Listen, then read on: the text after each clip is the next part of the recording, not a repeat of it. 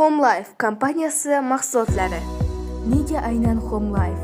HomeLife bu 23 yillik tarixga ega, 6 ta davlatda qonuniy faoliyat yuritayotgan, ildizlari mustahkam, tajribasi isbotlangan kompaniya.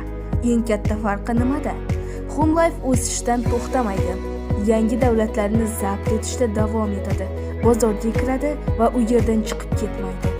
Bugun O'zbekiston, ertaga Qozog'iston, keyin Qirg'iziston. 2026-yilda yana 4 ta yangi davlat.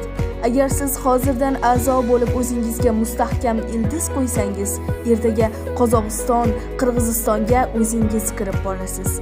Eng qizig'i, kompaniya sizni oddiy ishtirokchi emas, direktor sifatida boshqa davlatga olib kiradi.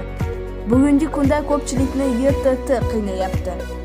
300 ming so'm oylik uchun 1 million, 1,5 million so'm xarajat qilishga majbur.